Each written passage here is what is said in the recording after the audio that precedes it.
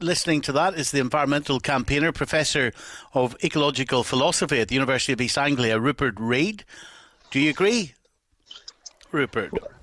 Stephen, I would love to agree. I would love nothing more. I would love nothing more than to be able to say to your listeners that I think that what Michael just said is true and is reliable. But I can't do that because that is not what the evidence tells me. That is not what we've seen over the last fortnight tells me. What those things tell me is that we are in very, very serious trouble. And we need to admit that COP26 has basically been a failure, and that only if we have this kind of honesty are we actually going to be able to go forward and confront the desperate situation that we're in. The thing that really worries me... Well, we've just heard from Professor Mann being, I think his words were, stubbornly optimistic and spelling out, if we look at the past trends of when India and when China and America have negotiated, he thinks that we'll get some good news next week, Rupert. So he says that he thinks we can hope for 1.8 degrees of global overheat.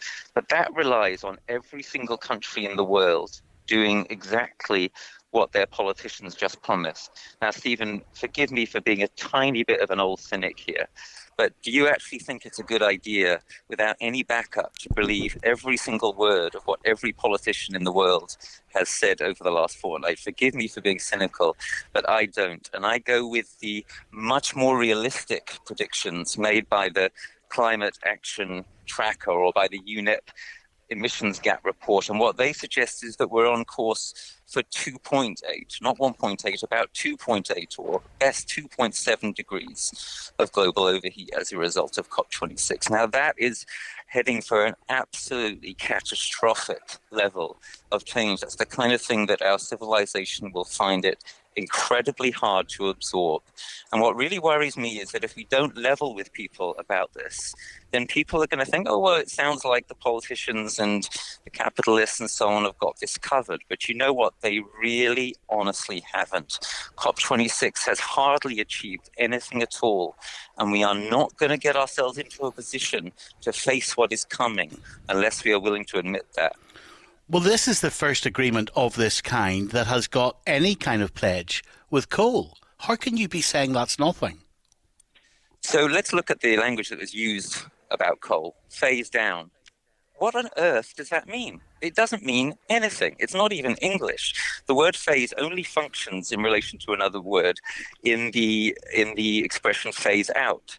So they've just used a completely meaningless phrase, which is supposed to somehow cover up the fact that no commitment has been made at Glasgow about actual reduction in coal use. But not only that, Stephen, let's look at what's happening in terms of oil.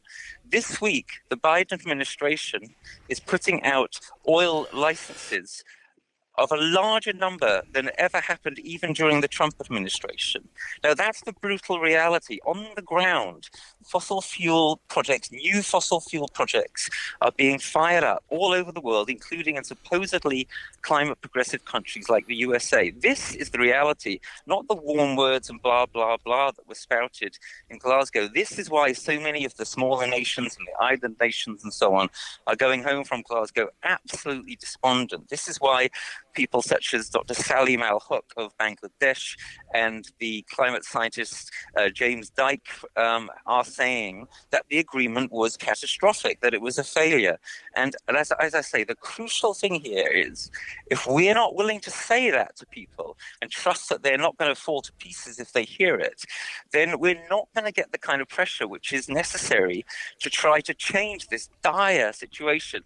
Until we get a lot more people understanding how dire the situation is, we're going to carry on with this endless kicking of the can down the road, and the situation is just going to get worse and worse. But you saw the might of the likes of India last night, and indeed China. You saw how the language was changed at the last moment, despite all the warnings during COP26. So when you talk about creating essentially this momentum, what more could they have done at that conference? Well, what I'm saying is we need a lot more people around the world to wake up and take action over this. But every country around the world present at that. So what more can be done? No.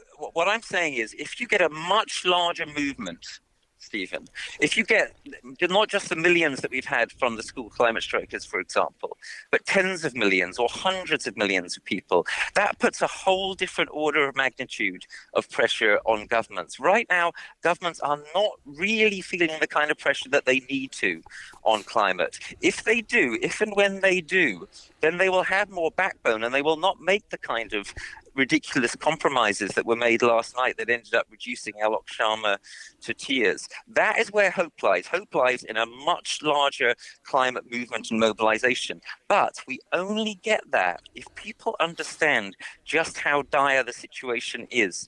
And that is why I'm coming out here tonight with a plea for honesty. Let's be honest enough to admit that COP26 was by and large a dismal failure, and that the Earth is on track for absolutely unprecedented, devastating levels of warming, well above the safe level. The kind of crazy weather events we saw this year are going to only be the beginning. And we really do need to get serious and honest about this if we're going to have any chance of slowing that craziness down. What are we going to see here in the UK? That's a great question, because you know what, we've been lucky in the UK over the last couple of years. We haven't had the catastrophic floods that they've had in Germany, or the wildfires in Australia and California and around the Mediterranean, or the terrible heat dome that there was over North America this year. Completely unprecedented, terrifying scientists. Nothing like that was supposed to happen for another 40, 50, 60 years. We've been lucky in the UK. That luck will not hold. Sometime in the next 6 months or year or 2 years, we will experience a really dramatic, dire climate disaster.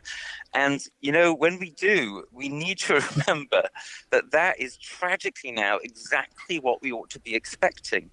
And the frequency of those kind of disasters is just going to go up and up until we actually start to get serious about drawing a line in the sand, until we're willing to admit that everything that we've done so far has been far too little, far too unserious. So I want to say to people listening at home, please be ready for really bad weather events to come down the pike in this country before too long.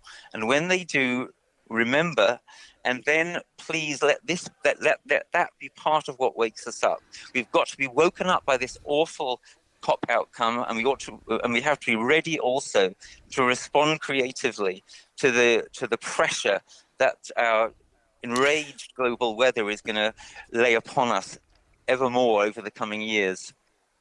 I would just say, Rupert, just finally, that some people might be looking at the detail of what COP26 did achieve and wonder if you are, talking this up beyond what it deserves. Because although the language, look, we all know that the language was changed, but we also know that most of Western Europe and North America has committed to pulling the plug on financial support for overseas fossil fuel projects by this time next year. Now that's an achievement. Can you not look at this as cup half full? No, it's not half full. It might be about 10% full. Of course, there were one or two good things that happened. There was some very limited progress on finance. There was some progress on methane.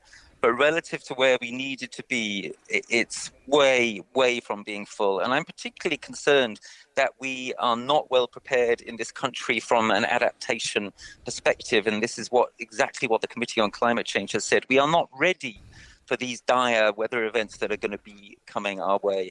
And we need to wise up and we need to get ready. So it's about a whole spectrum response of doing things differently. It's about preparing ourselves for the terrible weather that we're now committed to.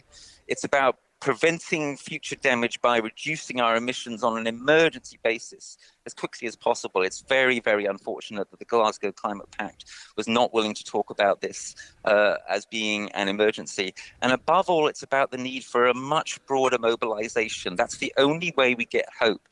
It's no good saying, oh, well, we can hope that this agreement is going to turn out all right and maybe there'll be good detail coming through. We're not going to get anywhere until we've got a lot more people, a lot more angry and concerned and terrified, frankly, for their children's future, for what that future is going to be like, unless we really pull our fingers out and make sure that this that this failure here in Glasgow is a wake-up call that redounds across the years. Rupert, thank you very much indeed. Thank you.